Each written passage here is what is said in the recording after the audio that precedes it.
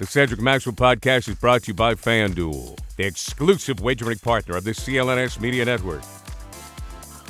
All right, back with another episode of the Cedric Maxwell podcast. I am Josue. He is Cedric Maxwell. And Max, we have a Game 7 here in Boston Sunday between the Celtics and the 76ers, man. One heck of a game out in Philly. You got to tell me all about it, man, because I wasn't there. So you got to give me the vibes, man.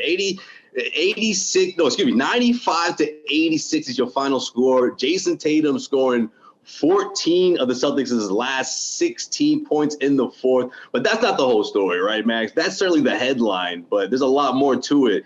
And, paint a picture for me, man. What was it like, especially after flying back with the team? Well, painting the picture was essentially watching Jayson Tatum struggle early in that basketball game. Couldn't get anything going. 0 for 10 in the first quarter. And then essentially what you saw, it was the Marcus Smart show. Marcus really carried this team down the line until Brown kind of got on. And it shows you really the true nature of what this team was. I know a lot of people wanted to talk about, what happened with Rob Williams being inserted into the lineup, saying Joe Mazzulla made a big change there. And Rob was really good. I think that Embiid had to be a little bit more aware of the lob on the offensive end. So there were a lot of different changes that happened, but ultimately Tatum found his rhythm in the last 5 minutes, knocked down 1 3 on Joel Embiid, and then the floodgates opened. I think he got 4 more to go, and you watch the Celtics, get a well-deserved, hard-fought defensive effort. Yeah, no question, Max. That game, there was nothing easy about it for the Celtics. And this episode of Cedric Maxwell podcast is brought to you by FanDuel. Head over to FanDuel.com/Boston right now, where new customers can get the no sweat first bet up to $1,000. That's right, $1,000 back in bonus bets. If your first bet doesn't win, that's $1,000, guys. Head over to FanDuel.com/Boston. The double big was certainly a talking point going into the game. Even Doc Rivers said that he was expecting, Joe Mazzulla to go that route. But to see it in real time between Rob Williams and Al Horford take turns and trying to just contain Joel Embiid was huge. I mean, obviously, when you look back and you look at that fourth quarter and the Philadelphia 76ers final possessions there, my guy didn't even touch the ball in the last 5 minutes. They didn't even get the ball in his hands, never mind an attempt. And that was something that he brought up. He said, look, that can't happen again when he was speaking to the reporters after Game 6. So we'll certainly keep an eye on that in Game 7, right? Well, one of the things that happened late in that basketball game is they did put a lot of pressure on Joel Embiid. And when he did touch it, he had to pass. The double team was there quick, and he passed it to guys in the corner. And they weren't knocking down shots. And because they weren't knocking down shots, the defense got more and more entrenched. And it seems like Harden tried to take a few. They went, Maxey was pretty good. But he missed a couple of shots late. And it just was that snowball effect at the end. And you could see Joel Embiid just get more and more deflated. I'm glad you brought up Marcus Smart, man, because he was just, he just set the tone in the beginning. The Celtics, of course, getting out to that double-digit lead early, and they saw it disappear well before the fourth quarter. But you got to credit Marcus Smart for keeping this team on page, especially in the offense when things started to feel like they were getting a little shaky. It started to feel like the momentum was going against them, and the Philadelphia 76ers were going to make that run, to seal the game in that second half. But he finished with 22 points, led the team with 22 points, 7 rebounds, 7 assists. Defensive stops. I mean, it was a little bit of everything for Marcus, of course, and that went a long way for this team. I spoke to Marcus after Game 5, and I've never seen, this is nothing new, right? Marcus is always confident, but just the fact that in terms of an elimination game, he was just he was so casual about it that I expected this type of performance out of him, but I just didn't expect it to go down like this, man. Tatum going 1 for 12. Obviously those 3 3-pointers in a row created that separation the Celtics needed. And of course, the final dagger in the last minute, set things straight for good. Celtics forcing Game 7 here in Boston. But how do you see this thing playing out in Game 7? Because it feels like nothing is, when you expect one thing, you get the complete opposite throughout this series. It is confusing. But if you're the Celtics right now, all you wanted to do is get it back home. You were the team with your back against the wall. You had no room, no wiggle room. Philly did. They wanted to close it off at home, and I'm sure they didn't want to come back to Boston and have to win a game here. They won the first one. Harden, the first game they were able to get the one with Harden. But since then, the Celtics have been pretty good, shooting the basketball. And if Tatum can get off to a good start in this next game, I think it'll be a snowball effect. I agree with that 100%. And that can just be a few layups, right? Like that's all he needs to get going, especially when the offense is clicking the way it was in game 2. I mean, that's the Celtics team I want to see again. And we can credit the defense for sure, because this is the second time this series that they held the Philadelphia 76ers under 90 points. And that sort of seems to be like the sweet spot in terms of if you really want to beat this team, that's going to give you, put you in a good spot. But it's also the offense, right? That the explosive offense that we saw from the Celtics team early in the series. I mean, we haven't seen it in a while. I mean, Tatum did his thing, obviously, came up big in that fourth quarter, but as a cohesive unit, we haven't seen it. And hopefully that's going to be the case in game 7 where they revert back to that offense. Well, I think that they want to push the ball as much. Get the turnovers, get those down. I think they had 18 again in the game. That was really high last night. Yeah, 2 minutes ago. That was another crazy stat. But right. Again, all this doesn't matter. The Celtics won the basketball game, and they bring this thing back home on their own floor. And that's all the team asked for. When you're down like that, I was down like that down 3-2. Philly in Philly had to win a 6th game there. And all you thinking in your mind, just get it home. If we can just get this thing home. And I'm sure the Celtics were thinking the same thing. And the Celtic team has been resilient. You think what they did by going to Milwaukee and getting the 6th game there in Milwaukee, didn't have to come home and win the 7th game here. So they have that in their DNA, and that's even without Malcolm Brogdon, who's been a big part of what they've done. Yeah, man. I mean, that's the thing. Like, if there's a team to get back to the finals, the Celtics team to get back to the finals, I mean, this is it. I mean, you talk about Malcolm Brogdon, you talk about the depth of that he provides, or he's been the guy he's been all year long, 6th man of the year. I mean, it was Brogdon and Derek White. Let me ask you this, though. It was Brogdon and Derek White coming off that bench, man. Is there really depth, though? Is there really depth? Because Joe Mazzulla is going now. He's 8 deep. That's it. He went 7 next. He went 7 in game 6. I mean, that's the thing. That's what I was about to say. I'm like, there's the depth. There's Brogdon leading it, and Mazzulla has just cut that part of the second unit out. Yeah, The Grants, the Hausers, the Peyton Pritchard. I mean, unless he's feeling desperate, those guys aren't seeing a minute, And you have to go. You have to have the same approach in game 7. You can't switch it up for game 7. So I was really surprised. I was surprised we didn't see at least a Grant or a Blake out there, someone like that. But no, he stuck to Brogdon and Derek White coming off the bench because the double big had him come off the bench and feature Rob Williams and Al Horford up front. Make a fast break to FanDuel during the NBA playoffs, because right now new customers can get a no-sweat first bet up to $1,000. That's $1,000 back in bonus bets. If your first bet doesn't win, you got to get the app. The app's the way to go. It is so easy to use. You get great promotions every day with the app. It's safe and secure, and you get paid instantly. How about that? Instant cash with the FanDuel app. There's no better place to bet all your playoff action than America's #1 sportsbook. Visit FanDuel.com/Boston and get a no-sweat first bet up to $1,000. That's FanDuel.com/Boston. FanDuel, official sports betting partner of the NBA. Well, yeah, I'm really surprised that he didn't see a little Grant, because Grant was really good in the game that they won down there. Although Embiid stepped on his face, whatever that was. That looked like that looked like an old move that your brother Joel used to do on you. Back in the day. He was fake wrestling, if that's the case. Yeah, so it was pretty interesting to see that he has not gone back to him, but he's sticking with his guns.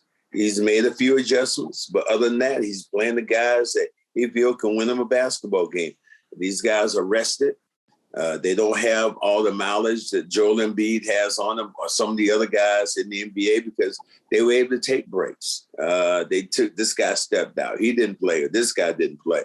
I mean, Joel Embiid at a certain point in these games, and especially in the second half, is look gassed. He doesn't have a lot in the tank because they're running him up and down the floor. They make him utilize that much more energy on the defensive end. So, I mean, the strategy has worked pretty good considering you're back home and live another day.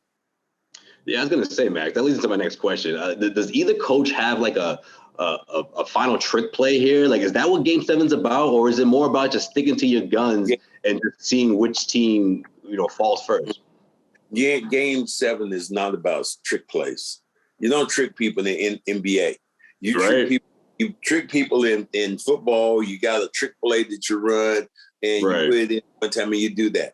In the NBA, when you see the same team 7 times, there's no trickery anymore. Right. It's just they're both all out, right? They got nothing left. Yeah, it's basic execution at that time. So I don't see the Celtics doing anything other than just trying to come out, play hard, play good defense, get their turnovers down, and get Brown and Tatum off to much better starts.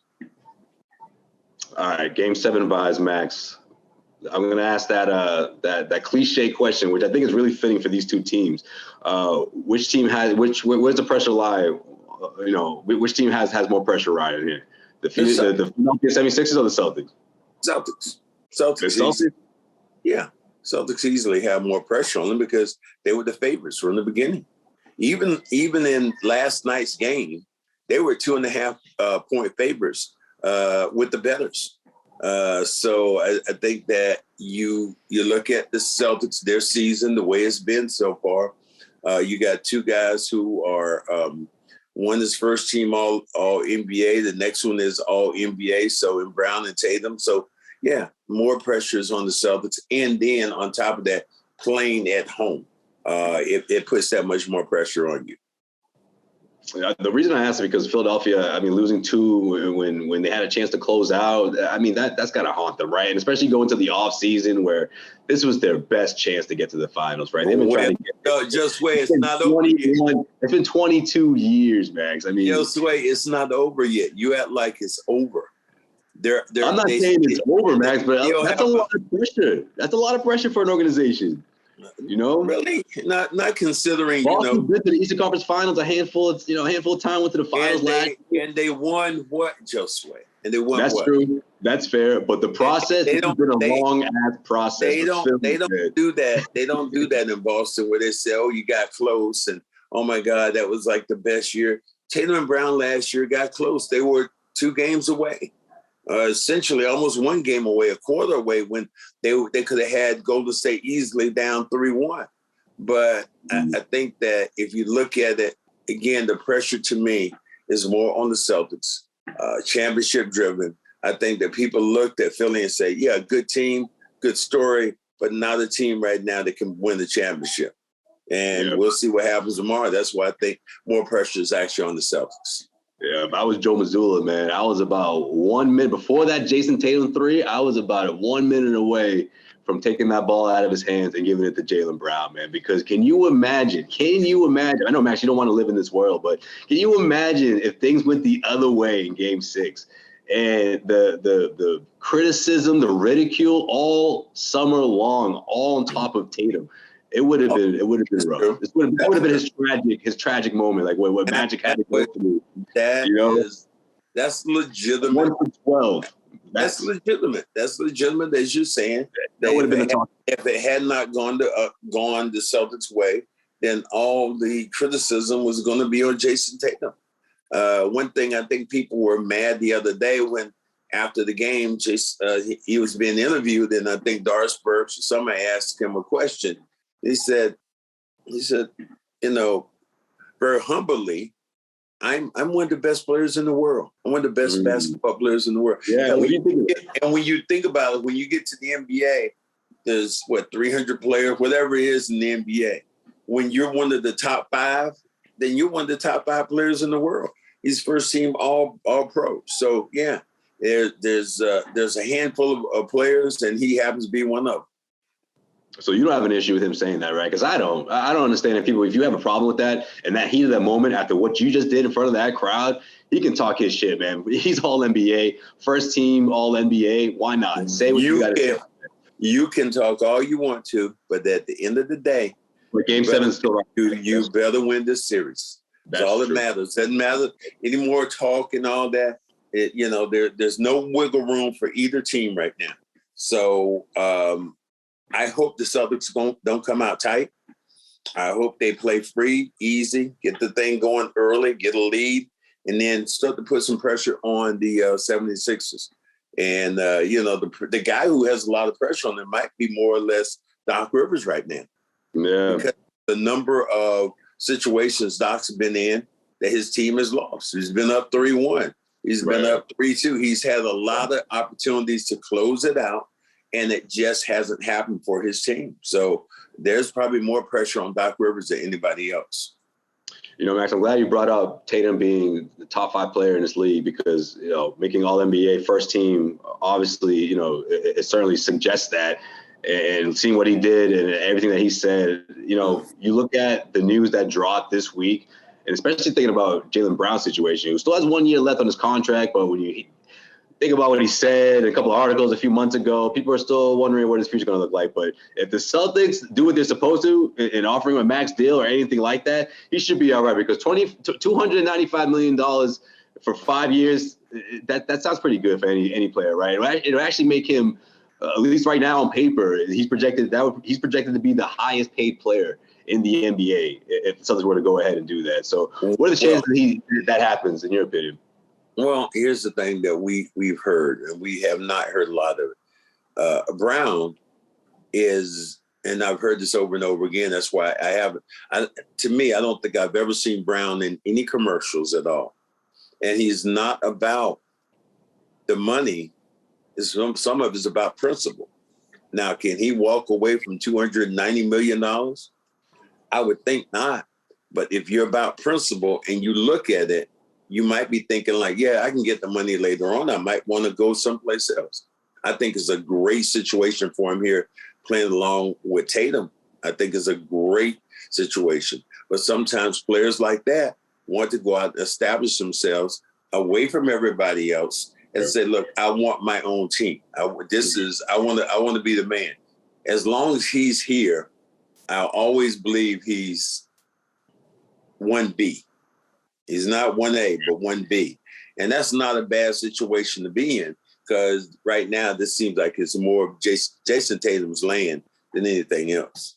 Right. And I think he knows that, right? I mean, you're not the only one thinking that. And it's okay to say it out loud at this point. If we're being transparent here, Jaylen has to know that's not going to change, But could he be number one in another team and win and be successful? Yes, absolutely. I don't envision Jaylen Brown retiring as a Celtic. I really don't. And I don't think that would be the worst thing in the world. But if he stays for one more contract, we're talking about a potential dynasty, a window, 3 to 4 year window with the Celtics being the favorites, the heavily favored. If he wants to sign up for that, being alongside Jayson Tatum, then that's great because I think they have a really good shot of being successful throughout that span, throughout that window. After that, if he wants to go set up shop elsewhere, I have no problem with that. I don't think it would be ridiculous for him to want to do that right away. Maybe this team doesn't win a championship, or maybe they do. And regardless of the fact, he's like, man, I'm ready to be number one option, number one guy, lead a team, and put that on the top of my to-do list. Players do that. What's wrong with that? Yeah, but you're saying that. You're saying all that, and I do understand. I think it's a great premise. I think it's a great argument. But didn't we see Kevin Durant do that?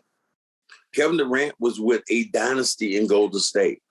If Kevin Durant stays in Golden State, they win another 2 or 3 championships easily because of just how well those guys were functioning. There was no holes at all in their offense. Now there's some holes in their offense. So I think if you, as well as it was set up for Kevin Durant, the Kevin Durant league, yeah, he left. Right, but then you know what, Mac? That's a great example because he won championships, right? But then he still left, which could absolutely still happen in the same scenario between Tatum and Brown. I just want to see championships. But I wonder. That's just what I want to see. But I wonder if Kevin Durant was perfectly honest, would he look back on it and say, that might have been a mistake? That might have been one of the worst moves I made in basketball. Great move to get the Golden State Finals MVP twice, won multiple championships, and you decide to leave in the peak and the power of what that team was. You decide to leave and go to Brooklyn. That was that's a monumental move. And then Brown, I've never seen. I know you watch a lot of TV, a lot of things that come on, but I've never seen him in one commercial here. Any commercial. I've never seen him do a national commercial. I mean, he's that different dude. So money might not be the motivational factor for him, whereas it would be with me, with you, with, millions and millions of people. It might not affect him in that way, but I'm hoping that he sees what you're talking about, potentially winning the championship, being with the greatest franchise in the NBA, and letting the chips fall where they may. This is a team that drafted him number 3. And I remember the Boston fans booing because they didn't know who he was. They had no idea, what he could do. Nah, they wanted Anthony Davis. They wanted some Jimmy Butler. They wanted some crazy announcement that his pick was traded. Mm-hmm. But yeah, they also didn't know Jaylen. You're right. Clearly, they weren't that familiar with Jaylen because Yeah. So I mean, it will be the process that he goes through this summer, or the evaluation, or them trying to offer him money, big money. We'll see how that goes. Considering, I think he does have he has a player option.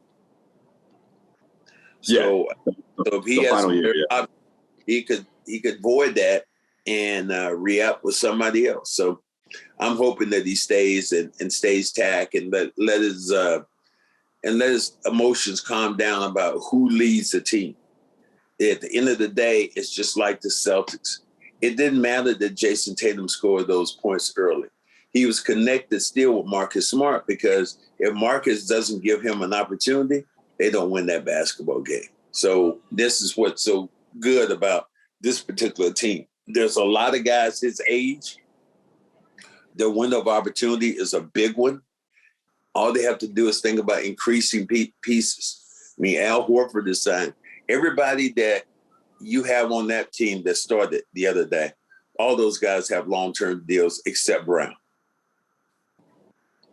Yeah, that's true. That's true. I mean, that's the good part. You can keep this core intact and get a couple cracks at it. But obviously, we're hoping this will be the first one. We're hoping the Celtics can get to the finals, but they still gotta win games. When you're drafting your fantasy team, do you ever wish you can handicap the best stars for your business team? If you're building your talent roster, you need Indeed. Indeed is the hiring platform where you can attract, interview, and hire all in one place. Don't spend hours on multiple job sites looking for candidates with the right skills when you can do it all with Indeed. Find top talent fast with Indeed's suite of powerful hiring tools like matching, assessments, and virtual interviews. Hate waiting? Indeed's U.S. data shows over 80% of Indeed employers find quality candidates whose resume on Indeed matches their job description the moment they sponsor a job. Something I love about Indeed is that it makes hiring all in one place so easy because of its ideal matching system. Candidates you invite to apply through Instant Match are 3 times more likely to apply to your job than candidates who only see it in search, according to U.S. Indeed data. With Indeed, matching as soon as you sponsor a post, you can get a short list of quality candidates whose resume on Indeed match your job description. Boom, it's hiring at warp speed.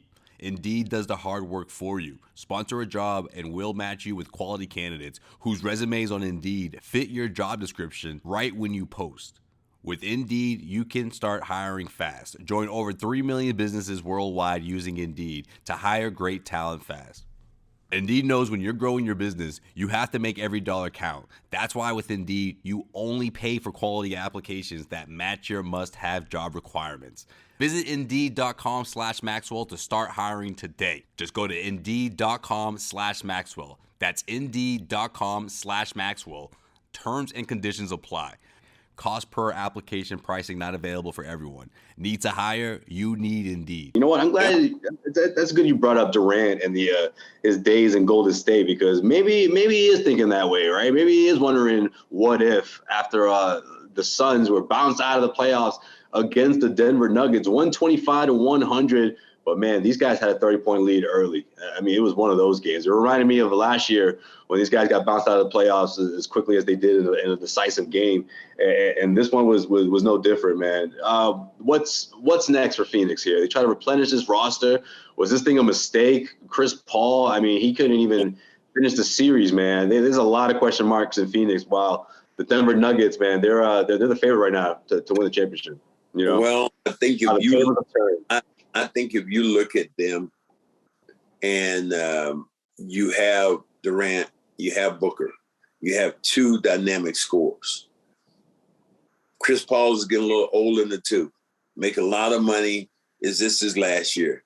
DeAndre Ayton, who just doesn't seem to fit into what they're doing, is he stay long term? And now that they have a new owner,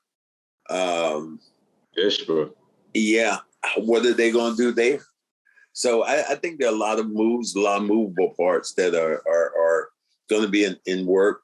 And another guy, Monty Williams. Monty Williams has been, his name, the head coach of the Phoenix team, has been mentioned like, we need to replace him. And as soon as they would get rid of him, he'd have a job in like tomorrow, like 5 minutes from the time they would, release him. So I think there's a lot of stuff right now that's going on. I still look at what's going on in the West with the Lakers. And then you look at the East with Jimmy Butler, and can the Knicks somehow pull a rabbit out of their hat and go down? Yeah, man. Knicks fans are hoping that, man. They went wild that last game. But there's only a couple of people that want, them to win. And one of them would be you. You want the New York Knicks. You want that smoke. You don't want to go down to Miami no more. You want to be in New York. A lot of our media wants to be there. Hell, I want to be there just from a standpoint of not having to fly and just being. But everything is incumbent right now. Everything is incumbent right now on this one win on Saturday, and we don't know if the Lakers win tonight, the Celtics play at 8:00. If the Lakers win, Celtics play at 7:00. If the Lakers lose and they go to a 7:00 day, the game is going to be at 8:00 at night for the Celtics. I thought it was 3:30 or 8. Yeah, 3:30, 8, something around that. Yeah, 3:30, yeah. So if the series continues, it's 3:30. If not, then yeah, no, that's right. But I mean, don't let me in with those people, man. I don't want to see that happen. I mean, well, you want to see what?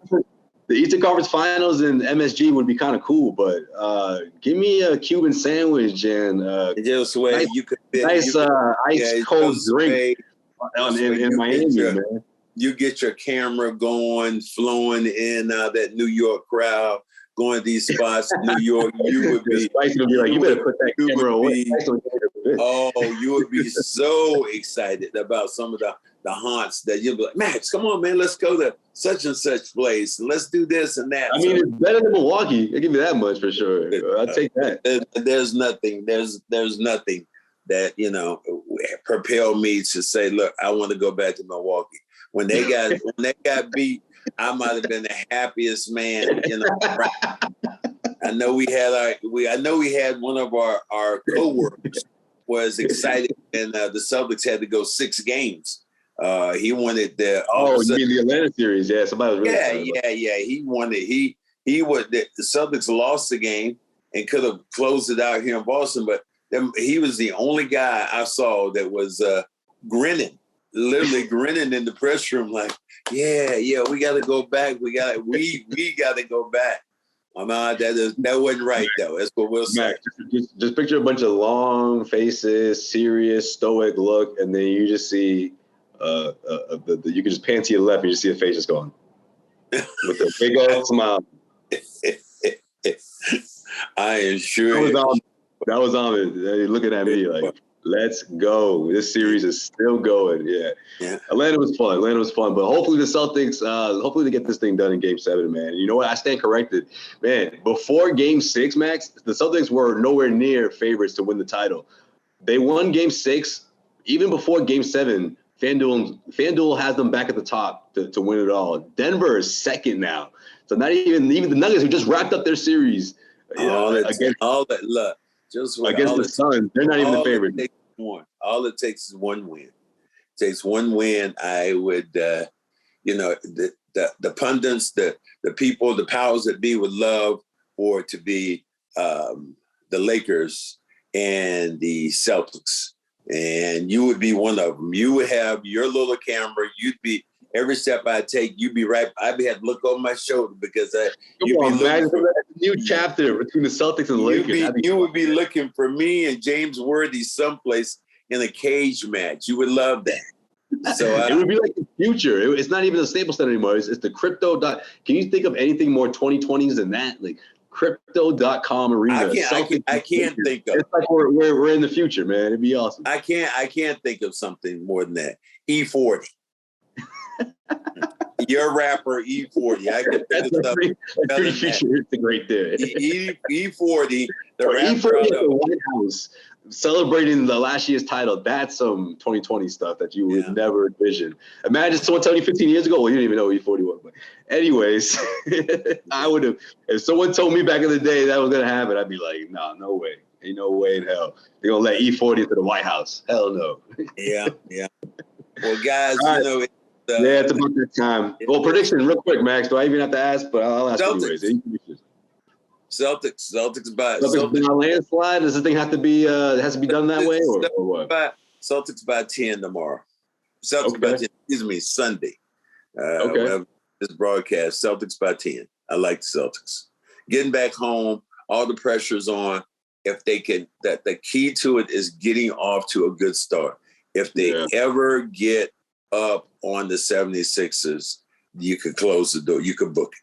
That's going to be the real key. I'm going to say Celtics by 7. I'm going to say they're going to do one of those key runs down the stretch, and the defense holds on. The defense has got to be what makes the difference here. I think that's going to be the case. I think the defense makes consecutive stops, and all of a sudden there's no time left, and that's it. Yeah. So we'll see. We'll see. Celtics, Sixers, Game 7. Man, TD Garden will be rocking. And Jaylen Brown making sure that will be the case, because he said up until this point, the crowd's been okay. Now, I don't know if that's a shot at the booing that happened the last time these two teams played or in general, but I agree with him, Max. At least in Game 4, it was a little weak. Give the fans something to clap about. Give them something to go wow about. That's fair. And the Boston crowd is as good and as loud and as excitable as any NBA team around. But you got to at least give them some food. Gotta feed them. Gotta feed them in order for them to get that excited. All right, guys. We'll check you out next week. Cedric Maxwell Podcast. We'll see you then.